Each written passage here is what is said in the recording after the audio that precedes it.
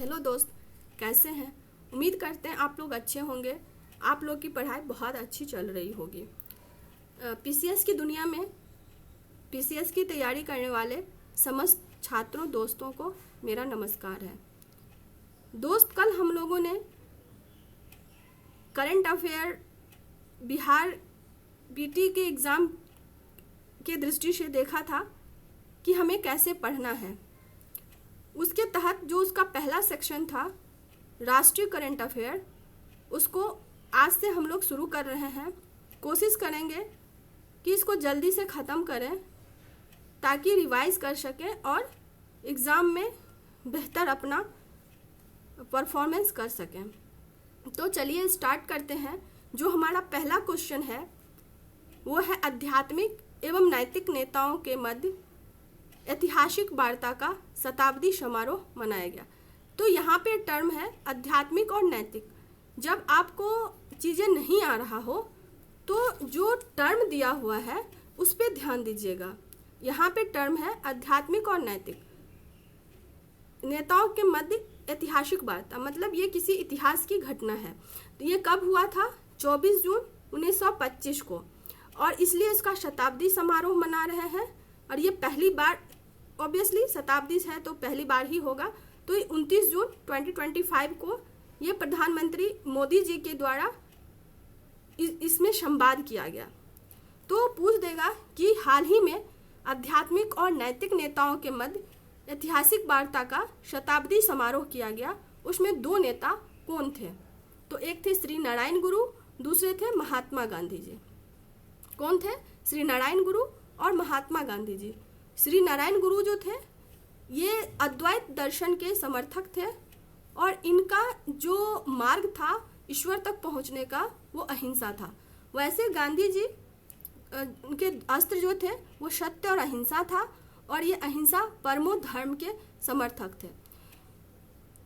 तो इन दोनों को ईश्वर तक पहुंचने का अहिंसा को इन्होंने सर्वोपरि दिया था, और इन्हीं दोनों के मध्य आज से 100 साल पहले वार्ता हुआ था, उसका शताब्दी समारोह मनाया जा रहा है। तो ये वार्ता, इसमें क्वेश्चन पूछेगा ये कब मनाया गया? तो ये 24 जून 2025 को। दो नेता कौन से थे? नारायण गुरु, दूसरे गांधी जी। तीसरा, वार्ता स्थल कहाँ था? तो ये शिवगिरी मठ, त्रिवेंद्रपुरम, केरला में था। ठीक है, अब चलिए दूसरा जो है वो है आयुष्मान भारत डिजिटल मिशन। इसको क्यों पढ़ रहे हैं? क्योंकि इसके क्रियान्वयन में पहला स्थान बिहार का आया है। ठीक है, तो अब ये ना पूछ के ये जो आयुष्मान भारत डिजिटल मिशन के अन्य इन्फॉर्मेशन है, अगर स्टेटमेंट बेस पूछता है तो चला जाए उसमें। तो इसमें जो पहला पूछेगा इसका कब शुरू हुआ और कार्यकाल कब तक है? तो ये 5 साल के लिए था, 2021-22 से शुरू हुआ और यह 25-26 तक इसका कार्यकाल है। इसमें जो मेन चीज देखना है वो मंत्रालय और नोडल एजेंसी। एक्चुअली मंत्रालय तो ऑब्वियसली ये स्वास्थ्य एवं परिवार कल्याण मंत्रालय है, लेकिन इसकी जो नोडल एजेंसी है वो मंत्रालय नहीं है बल्कि राष्ट्रीय हेल्थ अथॉरिटी है। इसका जो नोडल एजेंसी है वो राष्ट्रीय हेल्थ अथॉरिटी है। ठीक है, तो ये ध्यान रखिएगा। और इसका उद्देश्य क्या है? जो हेल्थ इकोसिस्टम में गैप है, चाहे वो इंफ्रास्ट्रक्चर रिलेटेड हो, चाहे वो ह्यूमन जो रिसोर्सेज होते हैं, जैसे डॉक्टर हो गया, नर्स हो गया, तो इनके बीच जो गैप है, ग्रामीण शहरी क्षेत्र हो या आप बिहार में ही देखेंगे कि जिला वाइज जो क्षेत्रीय गैप होता है उसको कम करना। उसमें पहला स्थान किसका है? ओवरऑल में बिहार का। चलिए अगला जो है वो रामसर साइट है। अब ये हम क्यों पढ़ेंगे, चर्चा में क्यों था? क्योंकि अभी हाल में 2 नए रामसर साइट को शामिल किया गया है। दोनों राजस्थान के हैं, एक खीचन है, दूसरा मेन्नार है। पहला कौन है? खीचन, दूसरा कौन है? मेन्नार। दोनों कहाँ है? राजस्थान में। एक फलौदी में है, एक उदयपुर में है। जो खीचन है वो थार डेजर्ट में है।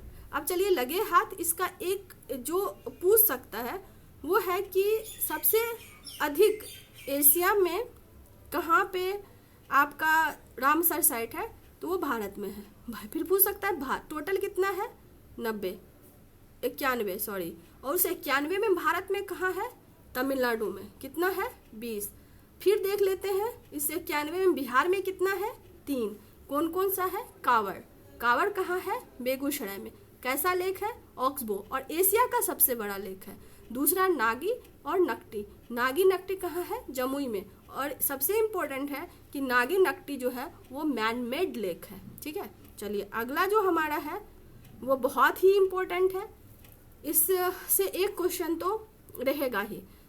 पूर्ण कार्यात्मक क्षमता को किस स्टेट ने प्राप्त किया है, पहला तो वो मिजोरम है। अब ये है देखना है कि ये क्षमता का लक्ष्य हमने कहाँ रखा था।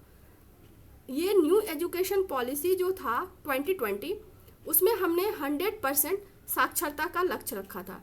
कब तक प्राप्त करने के लिए 2030 तक। तो इसमें पहला तो यही हो जाता है कि 100% साक्षरता प्राप्त करने का लक्ष्य कब तक रखा गया था 2030 तक।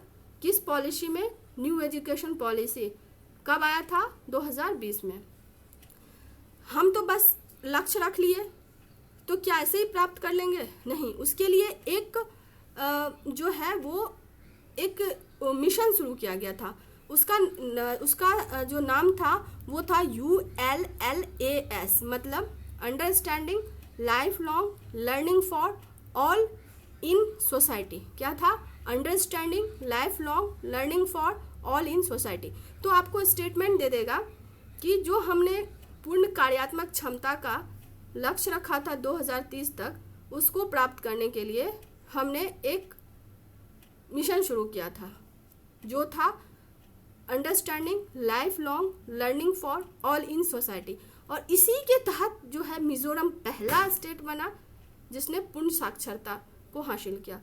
तो अब इस पूर्ण साक्षरता में क्या क्या शामिल है ये भी दे सकता है कि पूर्ण साक्षरता में क्या सिर्फ पढ़ना लिखना है, तो नहीं, ये पूर्ण साक्षरता में इसने स्किल को भी कवर किया है, पढ़ना लिखना, अर्थमेटिक मतलब आपको संख्या ज्ञान भी होना चाहिए। और ये कितना अगर प्राप्त कर लेते हैं तो आप पूर्ण साक्षरता कहलाएंगे, तो 95%। अब देखिए इसका उद्देश्य क्या है कि 15 वर्ष से अधिक आयु के मैक्सिमम जो हमारे सिटीजन हैं उनको बुनियादी पढ़ना लिखना और यहाँ पे देखिए अंक गणित मतलब संख्या ज्ञान क्या होना चाहिए, होना चाहिए। इसमें हमने क्या देखा, पूर्ण कार्यात्मक क्षमता के लिए 3 चीज है, कौशल है, पढ़ना लिखना है और संख्या ज्ञान है। कितने आयु वर्ग से अधिक, 15 आयु वर्ग से अधिक। किस योजना के तहत शुरू किया गया था, हमने लक्ष्य रखा था न्यू एजुकेशन पॉलिसी कब प्राप्त करने का रखा था 2030 तक। उसके लिए हमने कौन मिशन कार्यक्रम शुरू किया था, understanding life long learning for all in society. उसके तहत पहला स्टेट कौन सा बना, मेघालय। अब चलिए इसमें से कुछ इम्पोर्टेंट फैक्ट है जिसको बड़ा ध्यान से देखना है।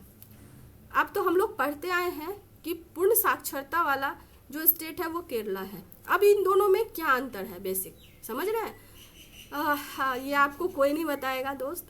ये आप मेंस में भी लिख सकते हैं, अगर शिक्षा पे आता है आप एशे में भी लिख सकते हैं। अगर पीटी में थोड़ा सा ट्विस्ट किया तो फंस जाएंगे, तो डिफ्रेंशिएट करके अगर पढ़ेंगे तो आपके लिए बहुत ही हेल्पफुल होगा। अब यहाँ पे देखिए जो पूर्ण कार्यात्मक साक्षरता है वो पहला स्टेट कौन सा है, मिजोरम। यूटी कौन सा है, लद्दाख। अभी तक कितने ने पा लिया, 4। कौन कौन सा, मिजोरम, त्रिपुरा, गोवा, लद्दाख। ठीक है, यूटी में पहला पूछेगा लद्दाख हो जाएगा, राज्य में पहला पूछेगा मिजोरम हो जाएगा, टोटल पूछेगा तो 4 हो जाएगा।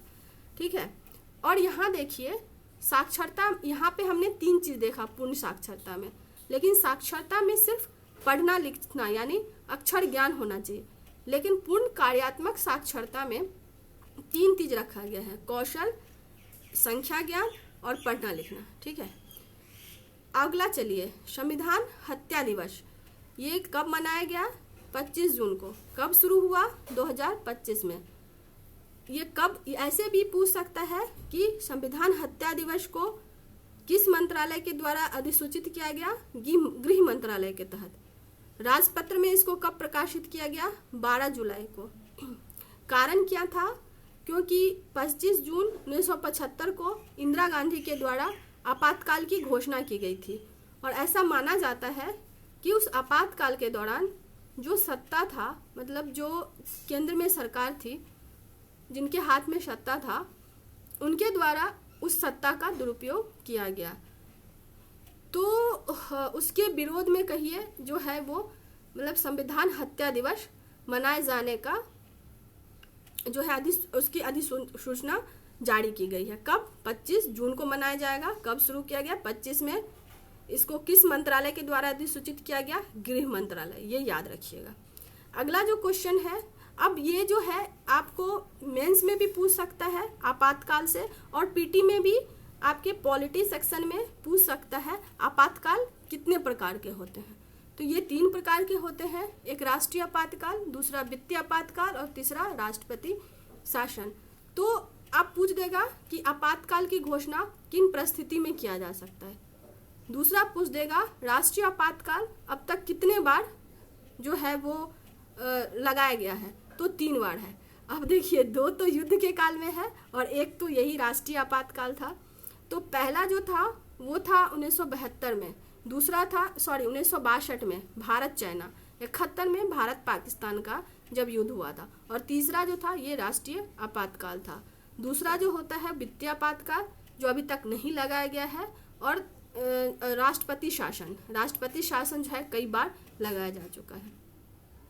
अब ये देखिए हैदराबाद मुक्ति दिवस, ये भी इम्पोर्टेंट है। ये कब मनाया जाएगा? 17 सितंबर को। क्यों मनाया जाएगा? क्योंकि जब भारत आज़ाद हुआ, पढ़ते होंगे कि जो 3 जो रियासत थे वो भारत में उसका विलय नहीं हुआ था। एक जम्मू कश्मीर, दूसरा हैदराबाद, तीसरा जूनागढ़। ये जो हैदराबाद था वो ऑपरेशन पोलो के तहत पुलिस कार्यवाही के द्वारा इसको भारत में मिलाया गया था। कब? 13 सितंबर 1948 को। इसलिए जो है 17 सितंबर को हैदराबाद मुक्ति दिवस मनाया जाएगा। मतलब जो रियासत था उससे हैदराबाद को मुक्ति मिल गया। ठीक है। अब अगला जो क्वेश्चन है वो है देश का सबसे बड़ा ऑटोमोबाइल गति शक्ति मल्टी मॉडल कार्गो टर्मिनल। यहाँ पे देखिए 2 टर्म है, एक ऑटोमोबाइल गति शक्ति मल्टी मॉडल। मल्टी मॉडल मतलब होता है कि जितने भी सड़क है, जल है, हवाई मार्ग के बीच सुविधापूर्वक और कुशलतापूर्वक जो कार्गो है उसको हम स्थानांतरित कर सकें, ताकि हमारा जो परिवहन कॉस्ट है वो मिनिमम हो। जब परिवहन कॉस्ट मिनिमम होगा तो आपके जो भी वस्तु हैं उनका कीमत क्या होगा? कम होगा। ये कहाँ शुरू किया गया? हरियाणा के गुरुग्राम में। कौन सी company? Maruti Suzuki India Limited के द्वारा। इसका उद्घाटन किसने किया? रेल मंत्री अश्विनी वैष्णव के द्वारा किया गया है। आपको पता ही होगा पीएम गति शक्ति मास्टर प्लान कब तैयार किया गया था? 2021 में, और ये 68 बीपीएससी मेंस में पूछा हुआ है। और इसमें जो एमओयू किया है वो 3 जो है सरकार और संस्था के द्वारा किया गया। पहला रेल मंत्रालय, दूसरा राज्य सरकार और तीसरा मारुति सुजुकी इंडिया लिमिटेड। ये तीनों मिलके हरियाणा गुरुग्राम में सबसे बड़ा ऑटोमोबाइल का गति शक्ति मल्टी मॉडल कार्गो टर्मिनल स्थापित करेगा। जातीय जनगणना इम्पोर्टेंट है, मेंस के लिए भी लगातार 68, 69 में पूछा हुआ है, जब बिहार में जातीय जनगणना किया गया था उस संदर्भ में। तो इसमें क्या है कि संपूर्ण देश में जितने भी जाति समूह के आबादी है उनका सर्वेक्षण किया जाएगा। ये पहली बार कब किया गया था? 1931 में। और अभी तक जो है वो जातीय जनगणना नहीं किया गया है, सामाजिक आर्थिक जनगणना किया गया है 2011 में, और उसके बाद ये अब होगा, अब जो है 2027 से शुरू होगा। जनसंख्या जो है अगर पॉलिटी के पॉइंट ऑफ व्यू से देखें तो जनसंख्या जो है वो संघ सूची का विषय है।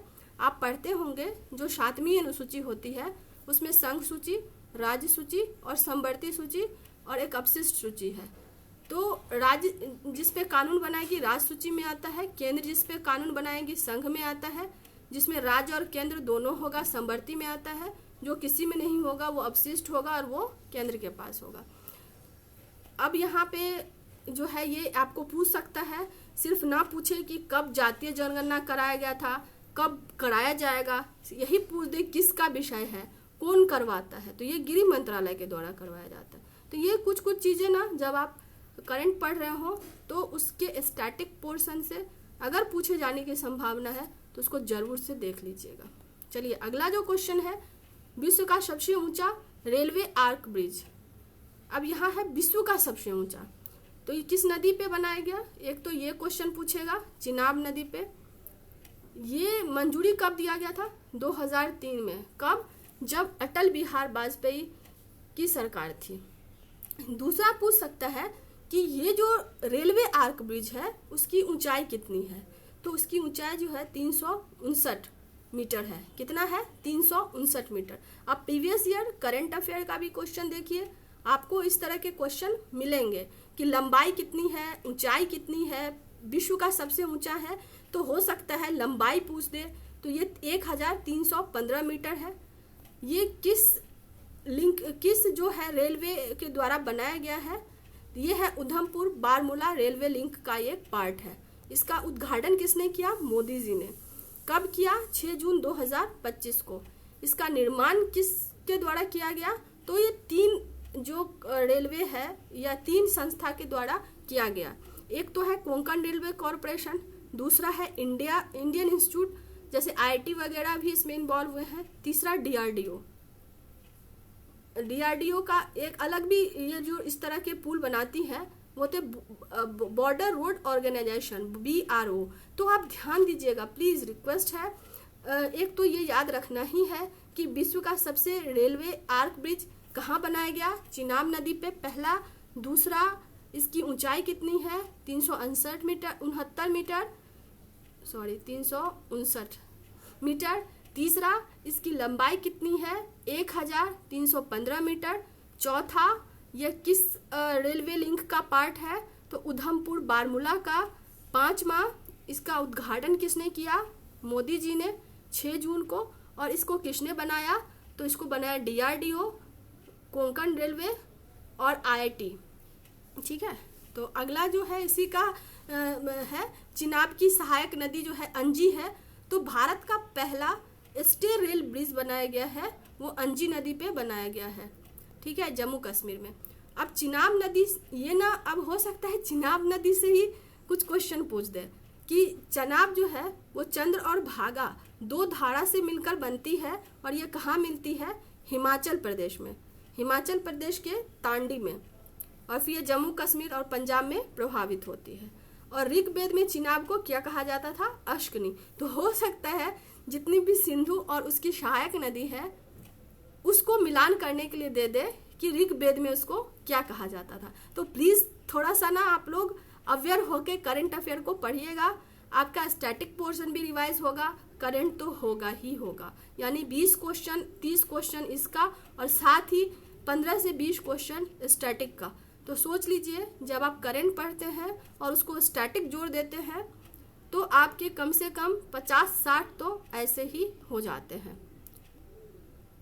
अगला जो है वो है घाटमपुर ताप विद्युत परियोजना इकाई 1, मतलब यूनिट पहला है। ये कहाँ किया गया है? कानपुर में। ये क्यों चर्चा में था? क्योंकि इसको राष्ट्र में को समर्पित किया गया है। और सबसे इम्पोर्टेंट चीज़ है कि यह सुपर क्रिटिकल बिजली संयंत्र है, बट यह कोयला पे आधारित है। इसकी निर्माण कौन करेगा? एक है यूपी, मतलब यूपी का जो एक संस्था है वो, दूसरा NLC इंडिया लिमिटेड। इसमें देखिए ध्यान दीजिएगा, ये जो घाटमपुर ताप विद्युत परियोजना है इससे जो बिजली उत्पादित होगा तो यूपी में, बट इसका 75% जो है वो यूपी यूज़ करेगा और 25% जो है वो असम को ट्रांसमिट किया जाएगा। ठीक है, ये कब तक प्रारंभ होने की संभावना है? 2026 तक। तो दोस्त आज के लिए बस इतना ही। उम्मीद करते हैं आपको ये सीरीज़ बहुत अच्छा लगा होगा। प्लीज़ आप लोग बहुत अच्छे से पढ़िए। मेरे इस सीरीज़ों को अगर आपको अच्छा लगता है तो मेरे वीडियो को लाइक करिए, मेरे चैनल को सब्सक्राइब करिए। प्लीज़ यार कर दीजिए, हम भी मोटिवेट होंगे और हमको भी अच्छा लगता है अगर मुझे कोई सब्सक्राइब करता है तो प्लीज़ आप लोग कर दीजिए। और मेरा ये अगर PDF लेना हो तो नीचे जो है डिस्क्रिप्शन में मेरा टेलीग्राम का चैनल का लिंक है, वहाँ ज्वाइन कर लीजिए। फिर मिलते हैं बहुत जल्द। Thank you so much.